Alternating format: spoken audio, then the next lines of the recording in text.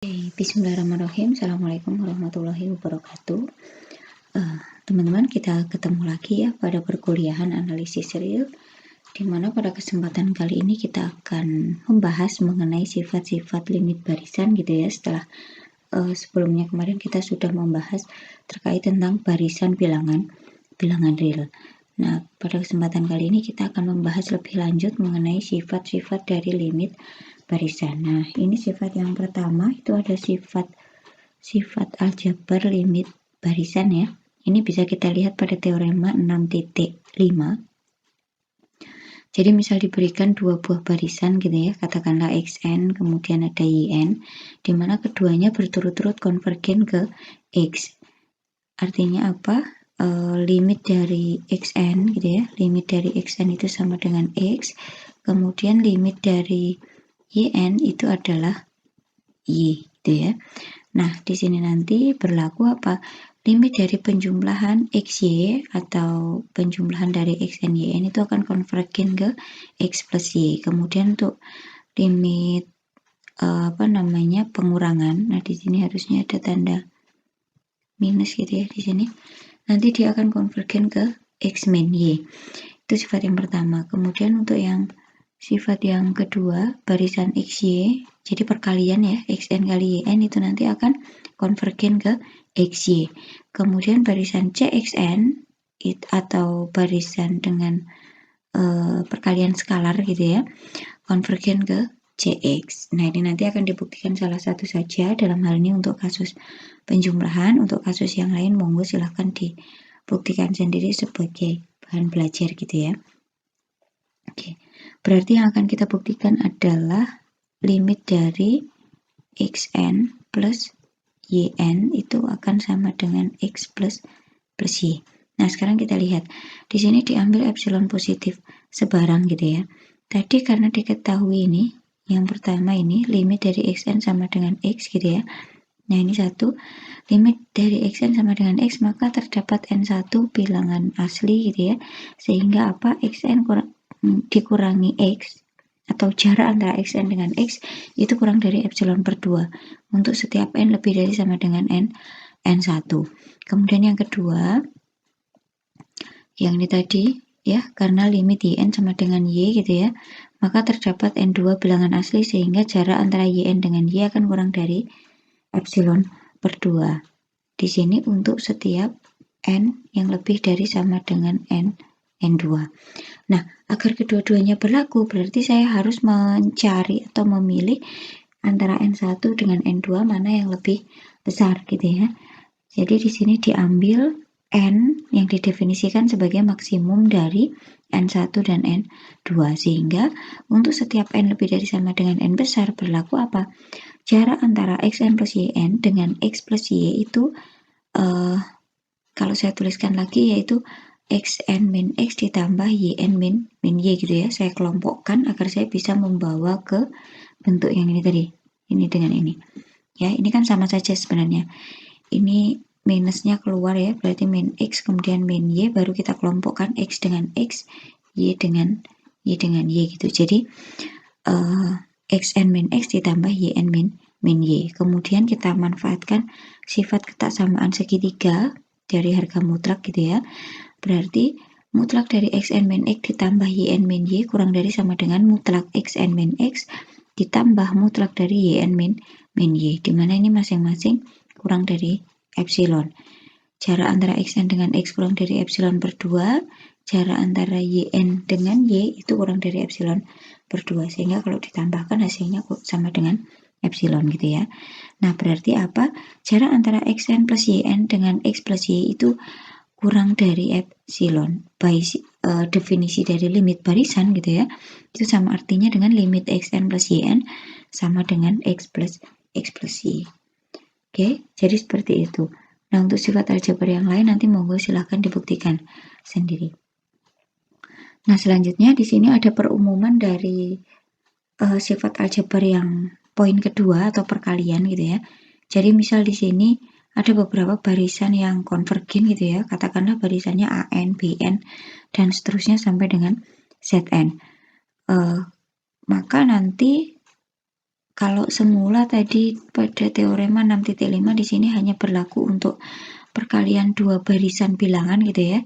Nah, ini bisa diperumum menjadi lebih banyak barisan gitu ya. Di sini dari AN sampai dengan ZN. Sehingga berlaku apa? Limit dari perkalian AN kali BN dan seterusnya kali ZN itu akan sama dengan limit AN kali limit BN dan seterusnya sampai dengan limit ZN ya. Jadi limit perkalian sama dengan perkalian limit. Nah, selanjutnya bagaimana kalau misalkan limit dari masing-masing barisan itu tadi dia sama gitu ya. Misal di sini ada sebanyak K barisan XN. Ternyata limitnya sama gitu ya. Maka berlaku apa? Limit dari XN pangkat K gitu ya. Kalau dikalikan semua, jadi di sini tadi limit AN-nya berarti XN, kemudian BN-nya juga XN dan seterusnya di sini juga XN gitu ya. Dimana ini ada sebanyak K gitu ya. Berarti kita bisa menuliskan bahwa limit XN pangkat K itu sama dengan limit XN dipangkatkan dengan K. Oke, sekarang kita lihat untuk contoh 6.14. Jadi pada mata kuliah kalkulus gitu ya, teman-teman pasti sudah mempelajari bahwasanya limit dari 1 plus 1 per n pangkat n itu adalah E gitu ya. Nah, dari sini dengan sifat yang sebelumnya tadi, kita bisa memperoleh bahwa limit dari 1 plus 1 per n pangkat kn itu akan sama dengan limit 1 plus 1 per n pangkat n, kemudian di sini dipangkatkan lagi dengan k, di mana limit dari 1 plus 1 per n pangkat n itu tidak lain adalah E tadi ya. Berarti karena tadi dipangkatkan dengan K, berarti di sini adalah E pangkat K, sehingga diperoleh hasil seperti ini. Oke, jadi seperti itu. Sekarang coba kita lanjutkan. Nah, di sini berikutnya ada sifat aljabar lagi gitu ya, tapi untuk kasus pembagian. Jadi misal diberikan barisan XN dan barisan YN gitu ya, dimana dua barisan ini berturut-turut konvergen ke X dan Y, dimana YN-nya tidak sama dengan 0 untuk setiap N bilangan asli, kemudian Y-nya juga bukan 0. Kenapa harus seperti itu? Karena di sini bentuknya pembagian ya. Kalau pembagian itu tidak boleh penyebut dalam bentuk 0, baik itu barisannya ataupun nilai limitnya. Oke, kita lihat pada contoh 6.15 ini. Kita diminta untuk membuktikan bahwa limit dari 2n plus 1 dibagi n plus 5 itu sama dengan 2. Nah, caranya gimana? Kita bisa memanfaatkan teorema 6.6 ini ya. Caranya adalah, gimana caranya bentuk pembagian ini kita rubah menjadi bentuk barisan, di mana pembilang dan penyebutnya sama-sama barisan yang konvergen. Nah, di sini pembilang dan penyebut sama-sama kita bagi dengan N gitu ya. Jadi 2N plus 1 ini dibagi N hasilnya adalah 2 plus 1 per N. Kemudian penyebutnya N plus 5 dibagi dengan N hasilnya adalah 1 plus 5 per N. Sebagaimana yang kita tahu, 2 plus 1 per N ini kan dia konvergen ke 2 ya. Kemudian untuk penyebutnya 1 plus 5 per N ini konvergen ke 1 atau ini. Limit X-nya 2, limit Y-nya 1. Dimana X-nya pembilang, Y-nya penyebut. Berarti apa? Limit dari 2N plus 1 dibagi N plus 5 itu tinggal kita masukkan aja dengan teorema 6.6, berarti limit pembagian sama dengan pembagian limit, berarti ya 2 dibagi 1 nilainya adalah 2. Jadi terbukti sampai di sini. Oke, selanjutnya kita lihat untuk sifat limit barisan untuk barisan yang tak negatif pada teorema 6.7 ini. Di sini ada barisan XN, itu adalah barisan yang tak negatif untuk setiap N bilangan asli, maka nanti nilai limitnya juga tak negatif. Di sini untuk pembuktiannya kita gunakan bukti kontradiksi ya, jadi kita ingkari kesimpulannya, di mana kesimpulannya tadi kan ini limit dari XN-nya lebih dari sama dengan 0. Nah, ini kita misalkan aja dulu limit XN-nya itu katakanlah X gitu ya. Karena kita mengingkari lebih dari sama dengan 0, berarti di sini kita misalkan kurang dari 0. Kemudian kita ingat bahwasanya epsilon itu kan selalu bernilai positif gitu ya. Karena X tadi kan negatif, berarti kita bisa mengambil epsilon itu adalah min X. Yang mana karena X-nya negatif, otomatis min X itu nilainya positif. Jadi kita bisa mengambil epsilonnya adalah min X. Nah, dengan berdasarkan definisi limit gitu ya, karena limit Xn tadi X, maka terdapat n bilangan asli, sehingga untuk setiap n kecil lebih dari sama dengan n besar berlaku jarak antara xn dengan x itu kurang dari min epsilon. Dimana dengan menggunakan sifat harga mutlak kita bisa membongkarnya gitu ya, sehingga diperoleh xn min x itu lebih dari x, dimana x ini kan sebenarnya min dari min x gitu kan asalnya. Kemudian di sini kurang dari min x. Nah, di sini kita lihat yang ruas kanan ya, Berta ambil ke sini. Ini xn min x kurang dari min x. Berarti yang diambil adalah yang ruas kiri, teman-teman. Berarti Berta punya x kurang dari xn min x gini ya. Kemudian yang ruas kanan di sana hasilnya adalah 0 ya. Ketika ketiga ruas ini ditambahkan dengan x. Berarti ini saya punya 2x kurang dari xn gitu ya. Yang di sini tadi, yang di sini ini harusnya min x ya. Berarti di sini kurang dari 0 begini. Nah, akhirnya kita bisa memperoleh bentuk yang seperti ini. Artinya apa? Xn lebih dari 2x kurang dari 0. Untuk setiap n bilangan asli dengan n kecil lebih besar dari n besar. Nah, khusus untuk n sama dengan n besar gitu ya. Berarti kita punya xn besar kurang dari 0. Ya, xn besar kurang dari 0. Nah, padahal tadi kan di teoremanya xn itu selalu lebih dari sama dengan 0 untuk setiap n berapapun itu. Ternyata ketika kita mengasumsikan atau mengandaikan limitnya tadi negatif, kita menemukan xn besar ini yang nilainya negatif. Berarti apa? Ini terjadi kontradiksi. Berarti pengandaian kita salah. Seharusnya adalah limit xn-nya dia lebih dari sama dengan 0. Oke, selanjutnya teorema 6.8. Kalau yang 6.7 tadi kan kalau barisannya tak negatif, maka limitnya juga tak negatif gitu ya. Kalau teorema 6.8 itu kalau barisannya monoton naik gitu ya, berarti nanti limitnya juga monoton naik. Jadi misalkan di sini barisannya xn sama yn, xn-nya kurang dari sama dengan yn untuk setiap n bilangan asli gitu ya, maka nanti limitnya juga seperti itu, limit xn akan kurang dari sama dengan limit yn. Nah, pembuktiannya kita manfaatkan teorema 6.7 yaitu limit dari barisan tak negatif tadi. Di sini dimisalkan suatu barisan baru gitu ya, Zn katakanlah, di mana Zn ini adalah Yn min Xn untuk setiap n bilangan asli. Maka Zn ini merupakan barisan tak negatif ya. Kenapa? Karena Xn-nya tadi, Xn-nya kurang dari sama dengan Yn. Berarti otomatis Yn dikurangi Xn lebih dari sama dengan 0. Selanjutnya kita masukkan nilai limitnya, berarti limit Zn sama dengan limit dari Yn min Xn. Kemudian pakai sifat limit pengurangan sama dengan pengurangan limit ya. Berarti limit Yn min limit Xn, dimana ini lebih dari sama dengan 0. Berarti tinggal kita selesaikan pertidaksamaan ini. Hasilnya adalah limit Yn lebih dari sama dengan limit Xn. Jadi terbukti. Oke, next. Nah, di sini jadi misalkan Xn itu terletak di antara A dan B gitu ya.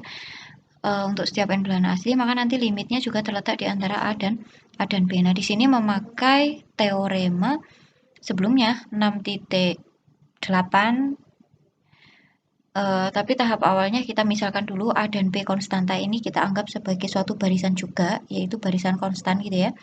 Katakanlah Yn itu A, kemudian Zn itu B untuk setiap n bilangan asli. Berarti apa? Karena tadi A kurang dari sama dengan Xn, berarti kita punya Yn kurang dari sama dengan Xn. Kemudian karena Xn itu kurang dari sama dengan B, atau B itu selalu lebih dari sama dengan Xn, berarti kita punya Zn lebih dari sama dengan Xn untuk setiap n bilangan asli. Kemudian karena Yn tadi adalah barisan konstan, barisan bilangan konstan, berarti limit dari Yn itu tidak lain adalah A.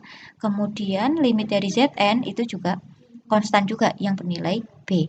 Maka dengan menggunakan teorema 6.8 gitu ya, berarti kita punya limit dari Xn-nya itu juga terletak antara A dan B ya.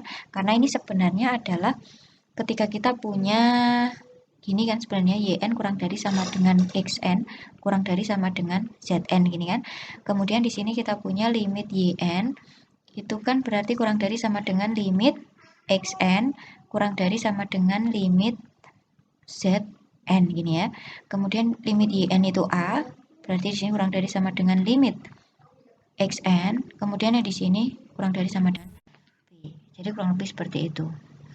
Ini untuk sifat limit barisan. Nah, berikutnya ada teorema kekonvergenan terjepit namanya. Teorema ini cukup banyak penerapannya gitu ya, sering dipakai, dimana pada teorema ini melibatkan tiga barisan ya. Jadi misalkan barisannya xn, yn, dan zn. Kemudian ada dua kondisi yang dipenuhi. Di sini xn kurang dari sama dengan yn, kurang dari sama dengan zn untuk setiap n bilangan asli. Kemudian si xn dan zn-nya ini konvergen ke satu bilangan yang sama gitu ya. Jadi yn itu diapit oleh dua barisan yang konvergen ke bilangan yang sama. Atau limit xn sama dengan limit zn. Maka mau tidak mau nanti barisan yn ini karena tadi diapit oleh dua barisan, di mana dua barisan itu menuju satu titik yang sama gitu ya. Berarti logikanya ya yang tengah itu nanti juga pasti juga akan konvergen ke titik yang sama juga dengan dua barisan yang mengapitnya tadi. Oke, di sini coba kita lihat buktinya. Kita misalkan aja limit dari xn dan limit zn ini tadi w gitu ya. Nah, karena limit xn sama dengan limit zn sama dengan w, kita manfaatkan definisi dari limit barisan gitu ya. Berarti untuk setiap epsilon positif sembarang, nanti akan terdapat bilangan asli N1 gitu ya, dan juga N2. Nah, ini kenapa ada N1, ada N2? Coba saya buka satu persatu gitu ya. Di sini kan limit dari xn-nya ini kan W ya. Berarti di sini untuk setiap epsilon positif sembarang nanti ada N satu bilangan asli gitu ya, sehingga apa, jarak antara xn min w itu akan kurang dari epsilon per 2 untuk setiap n yang lebih dari sama dengan n1.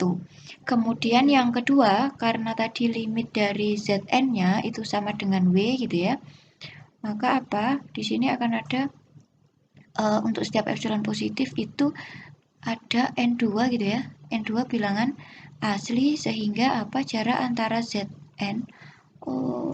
jarak antara zn dikurangi w itu akan kurang dari epsilon per 2 untuk setiap n yang lebih dari sama dengan n2. Nah, di sini kan ada dua kondisi ya, yang satunya bergantung pada n1, yang satunya bergantung pada n2. Padahal kita mau menggabungkan keduanya, berarti agar keduanya itu bisa terjamin berlaku, kita harus memilih mana yang paling besar antara n1 dengan n2. Berarti kita ambil n itu adalah maksimum dari n1 dan n2, sehingga untuk setiap n lebih dari sama dengan n besar ini tadi akan berlaku xn min w kurang dari epsilon dan xn min w kurang dari epsilon. Oh, di situ pakainya epsilon, cah. Mau pakai epsilon per 2 boleh, nggak apa-apa. Mau pakai epsilon boleh, tidak masalah. Ini biar sesuai sama ini aja. Oke, kemudian dari dua hasil itu nanti kita akan memperoleh bentuk yang seperti ini. Kan xn min w kan kurang dari epsilon ya, berarti dengan sifat harga mutlak kita punya xn min w lebih dari min epsilon, dan di sini kurang dari epsilon. Ini. Kemudian yang zn juga sama. Nanti zn-nya dibongkar dengan menggunakan sifat harga mutlak, ketemu zn min w lebih dari min epsilon kurang dari epsilon untuk setiap n bilangan asli. Nah, ini kita ambil sebagai bentuk pertidaksamaan yang pertama gitu ya. Kemudian yang kedua, karena kita tahu xn kurang dari sama dengan yn kurang dari sama dengan zn gitu ya, kita tambahkan ketiga ruas dengan min w, sehingga diperoleh ini xn min w kurang dari sama dengan yn min w kurang dari sama dengan zn min w untuk setiap n bilangan asli dengan n kecil lebih dari sama dengan n besar. Nah, kita gabungkan n1 dengan n2 gitu ya, dimana zn min w-nya kan di sini kan kurang dari epsilon ya tadi. Kemudian xn min w-nya kan di sini lebih dari min epsilon.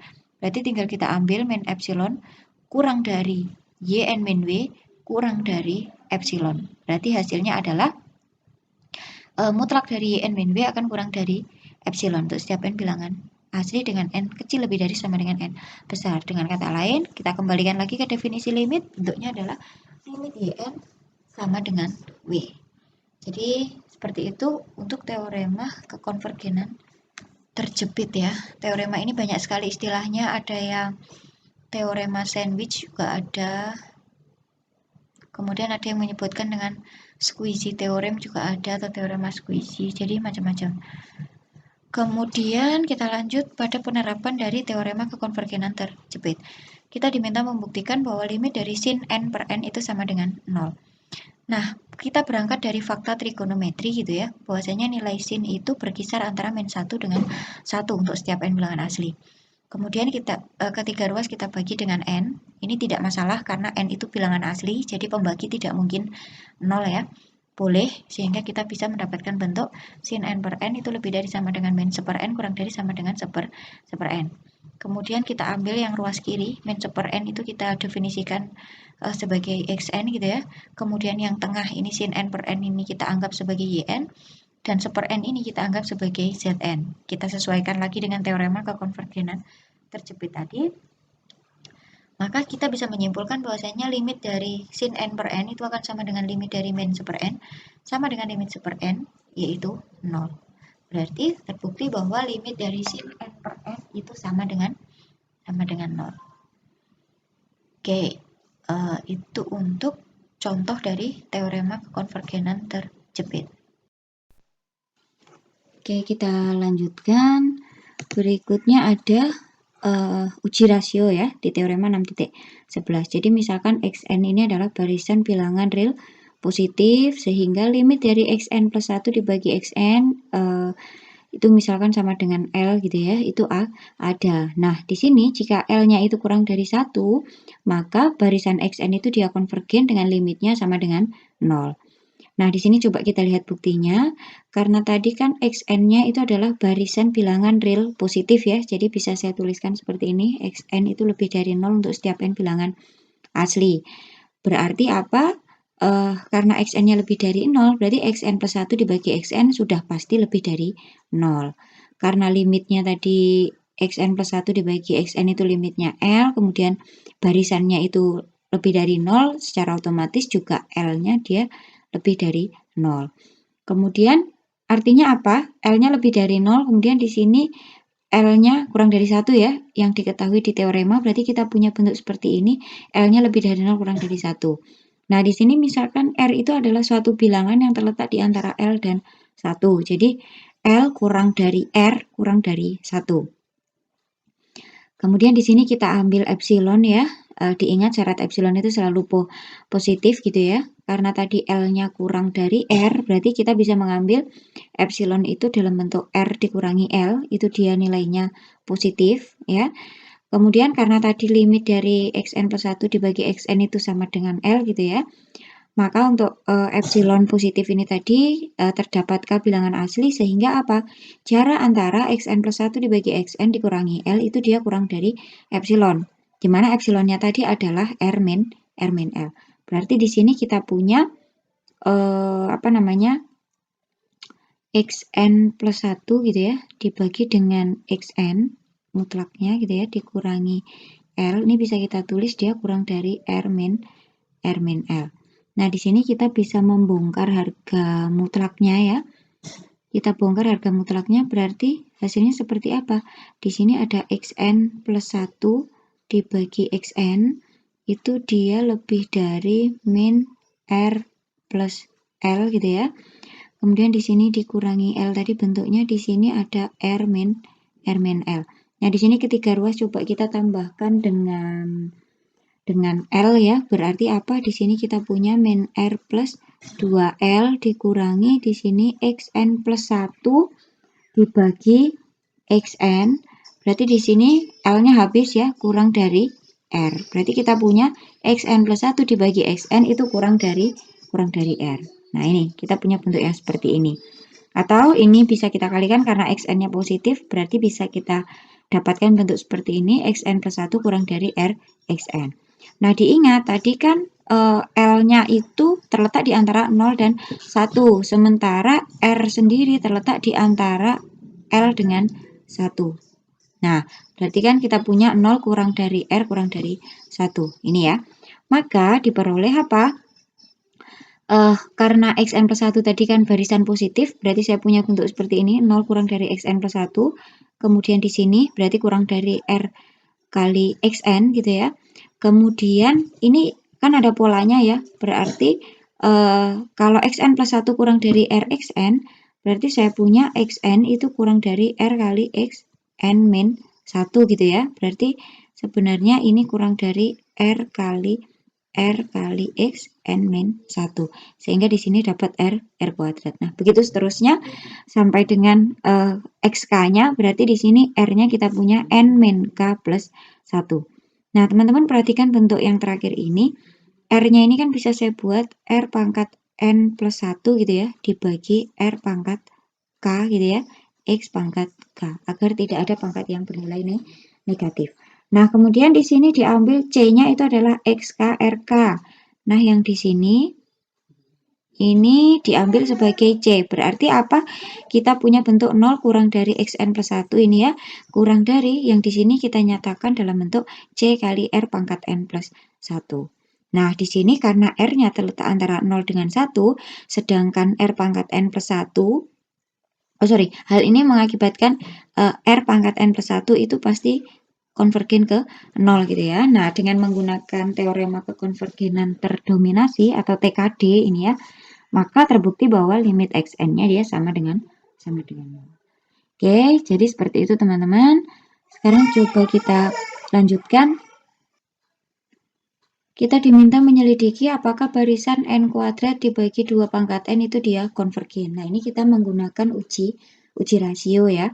Berarti kalau xn-nya gitu ya, xn-nya itu adalah n kuadrat per 2 pangkat n, berarti xn plus 1 itu apa? Xn plus 1 berarti n plus 1 kuadrat dibagi dengan 2 pangkat n plus 1 gitu ya.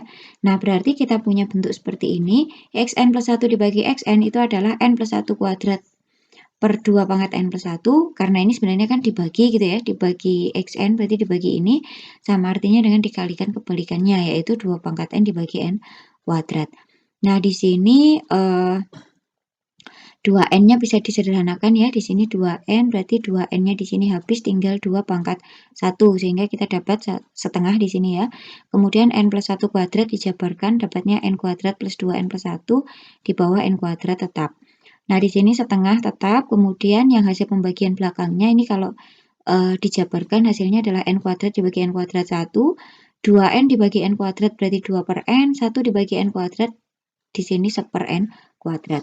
Nah, teman-teman perhatikan, setengah kali 1 plus 2 per n ditambah 1 per n kuadrat ini kan limitnya nanti sama dengan setengah ya.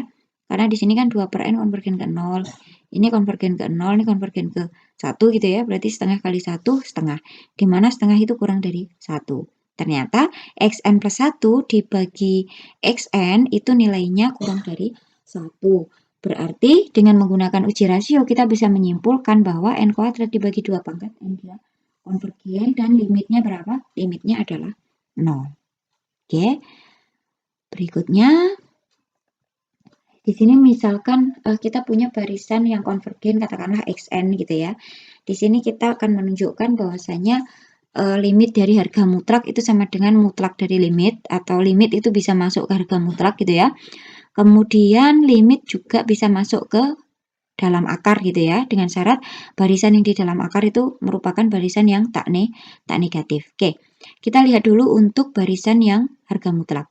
Karena tadi diketahui bahwa barisan xn itu konvergen, di sini kita misalkan limit xn-nya sama dengan x gitu ya. Nah, kita ingat kembali teman-teman, kita punya sifat harga mutlak ya, di mana mutlak dari mutlak xn dikurangi mutlak x itu kurang dari sama dengan mutlak xn min x untuk setiap n bilangan asli. Nah, padahal karena limit xn sama dengan x ini tadi kan berarti kalau kita manfaatkan definisi, berarti kita punya untuk setiap epsilon positif sembarang gitu ya, kita bisa menemukan n bilangan asli, sehingga apa? Sehingga jarak antara xn dengan x itu kurang dari epsilon gitu ya, untuk setiap n lebih dari sama dengan n besar. Nah, teman-teman perhatikan di sini xn min x tadi kan di sini kurang dari epsilon ya. Nah, di sini kurang dari epsilon. Artinya apa? Berarti yang di depan ini dia juga kurang dari epsilon. Berarti dari sini saya punya mutlak dari mutlak xn dikurangi mutlak x, ya, itu kurang dari epsilon.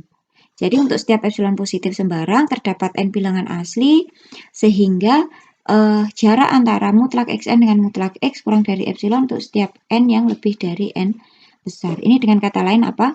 Limit dari mutlak xn itu sama dengan mutlak x. Padahal x sendiri tadi apa? X itu adalah limit dari xn. Berarti di sini sama dengan bisa saya rubah ini limit xn. Oke, itu untuk yang harga mutlak. Oke, selanjutnya kita lihat untuk yang bentuk akar ya. Di sini jika xn-nya lebih dari sama dengan 0, maka barisan akar xn itu konvergen. Jadi kalau xn-nya konvergen, kemudian ternyata xn-nya itu tak negatif, maka nanti akar dari xn-nya dia juga konvergen. Di mana limit dari akar xn itu sama dengan akar dari limit xn. Nah, di sini karena x-nya lebih dari 0, maka akar x itu lebih dari 0 juga ya. Nah, selanjutnya coba kita perhatikan teman-teman. Akar xn dikurangi akar x itu kan bisa kita nyatakan dalam bentuk seperti ini ya. Ini sama aja akar xn dikurangi akar x dikalikan dengan 1 gitu ya. Dimana satunya itu merupakan akar xn ditambah akar x dibagi akar xn ditambah akar x. Nah, sekarang kita lihat ke pembilangnya. Akar xn min akar x kali akar xn plus akar x itu kan tidak lain xn min x. Kemudian di sini dibagi akar xn plus akar x. Nah, karena akar xn ditambah akar x itu lebih dari sama dengan akar xn gitu ya. Karena akar xn tadi positif, berarti di sini akar x dia lebih dari, maka di sini lebih dari sama dengan akar x. Dimana dia juga lebih dari 0. Berarti kita punya 1 per akar xn ditambah akar x, dia akan kurang dari sama dengan 1 per akar x. Sehingga diperoleh akar xn min akar x itu akan kurang dari sama dengan 1 per akar x dikalikan dengan xn min x dimutlakan. Nah, karena tadi kan karena xn-nya konvergen dengan limitnya itu adalah x gitu ya. Berarti ini xn min x ini dia konvergen ke 0 ya. Atau ini menunjukkan konvergen ya, tanda panah ke 0 ini.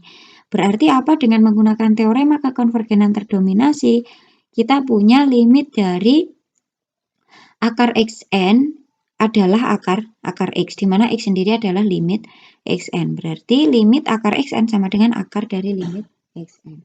Oke, berarti sampai di sini dia terbukti. Oke, jadi seperti itu teman-teman untuk materi terkait tentang sifat-sifat dari limit barisan ya. Nanti silahkan bisa dicermati kembali, bisa dipelajari kembali untuk materi sifat-sifat limit barisan ini. Saya rasa cukup sekian. Terima kasih atas perhatiannya. Mohon maaf apabila ada kurang-kurangnya. Saya akhiri sekian. Wassalamualaikum warahmatullahi wabarakatuh.